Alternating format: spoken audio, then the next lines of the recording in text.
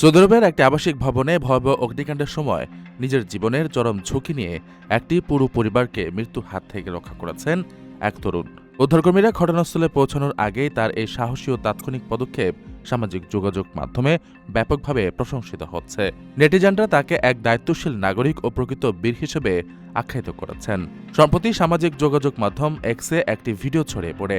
সেখানে দেখা যায় একটি বাড়িতে দাউ দাউ করে আগুন জ্বলছে এবং চারপাশ কালো ধোঁয়ায় ছেয়ে গেছে। বিপদ বুঝতে পেরে ওই তরুণ কালক্ষেপণ না করে দ্রুত ভবনে প্রবেশ করেন এবং আটকে পড়া পরিবারের সদস্যদের নিরাপদে বের করে আনেন।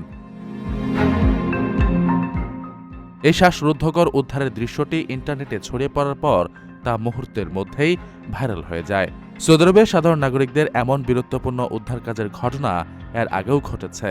2023 সালে দাম্মাম শহরে ময়েদ মোহাম্মদ আল ইয়ামি নামের এক তরুণ একইভাবে একটি জ্বলন্ত ভবনের দরজা ভেঙে এক নারী ও 4 সন্তানকে উদ্ধার করে বিশ্বজুড়ে প্রশংসা কুড়িয়েছিলেন।